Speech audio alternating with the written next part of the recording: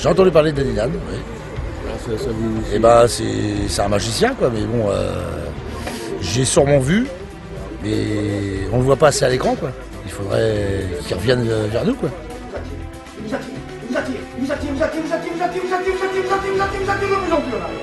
Bonjour, rencontre aujourd'hui avec un vrai personnage, un hypnothérapeute originaire de Châteaubriand. Il s'appelle Danny Dan. Danny Dan, un habitué des médias, il forme donc à l'auto-hypnose. Il a même créé l'école centrale d'hypnose. J'ai eu à 20 ans un grave accident de la route qui m'a valu de multiples fractures, section de nerfs sciatiques, des écrasements de moelle. Et puis bon, j'ai été paralysé. J'ai été paralysé pendant quelques années. Inapte à la marche, et puis je me suis guéri bien sûr grâce à la chirurgie, ça va de soi, chirurgie réparatrice, mais sur le plan du système nerveux et des paralysies, grâce à l'auto-hypnose. C'est là que j'ai appris vraiment, j'ai acheté tous les bouquins, tout ce que j'ai pu trouver sur l'hypnose, et que j'ai foncé là-dedans parce que c'était ma voie de guérison.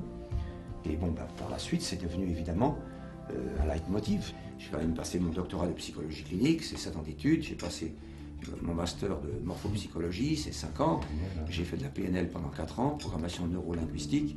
Bon, donc c'est pas venu tout seul comme ça aussi. Voilà. Donc il n'y a rien qui vient tout seul.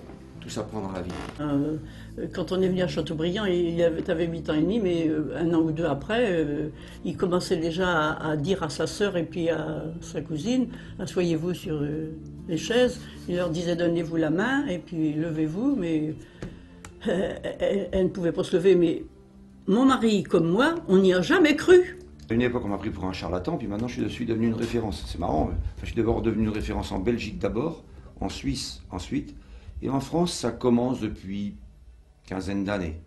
Surtout quand j'ai monté mon école. Soufflez, regardez à travers les doigts, regardez là-bas. Regardez la rampe, soufflez, allongez, 2 mètres, 3 mètres, 4 mètres, 5 mètres, 6 mètres, et vous prenez le truc à pleine main là-bas, mettez votre épaule dessous. Allez-y. Je forme n'importe qui en 10 cours à faire la même chose que moi, en 10 week-ends. Mais on a 4 week-ends où on enseigne l'auto-hypnose. On apprend à s'hypnotiser soi-même. Alors dans les 3 premiers week-ends, enfin dans les 2 premiers, on apprend à s'auto-hypnotiser. Dans le 3e, on apprend à automatiser l'auto-hypnose et à commencer à s'en servir à des fins de santé. Et puis dans le 4e, on apprend vraiment à gérer notre santé, complètement. J'ai démarré l'antitabac en 1973 ou 14, puis en 75 ou 16, je ne sais plus exactement, ou 17, j'ai commencé à faire maigrir des gens. Parce que nous avions trouvé des fréquences sonores qui avaient une action sur certaines protéines, sur certaines hormones, etc. J'ai fait sur le stade d'Abidjan en 1980, suspendu sous un hélicoptère, j'ai endormi 9000 personnes. Oui. J'ai fait des trucs comme ça pour voir un petit peu ce que ça donnait. Ce qu'il faut savoir, c'est que vous avez le docteur Esdail aux Indes, qui a fait 30 000 opérations sous hypnose, il y a de ça 200 ans. Sous Napoléon, ça se pratiquait. Ah oui.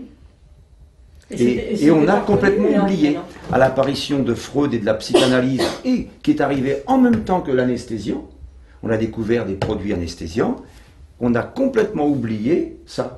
Alors, oublié, est-ce qu'on a oublié ou est-ce qu'on a occulté volontairement? Et dans la deuxième partie de ce reportage d'ici quelques jours, vous verrez comment Danny Dan transperce la gorge de Damien, l'un des membres de l'équipe Pulséo. Étendez au maximum, je commence à compter 1. Forte-gorge, je vais aller doucement insensible, 2 me quitte plus dessus maintenant, 3. Forte-gorge, je commence doucement à s'insensibiliser. 4. À tel point, dans quelques instants, au dernier chiffre, je pourrai vous piquer, vous transpercer, que vous ne sentirez aucune souffrance. 5. Simplement le toucher de mes doigts. Et le toucher de l'aiguille, mais sans aucune douleur et sans aucune souffrance. Vous respirez calmement, tranquillement. Votre gorge commence maintenant à s'insensibiliser de plus en plus. Elle devient tellement, totalement, complètement insensible que 6.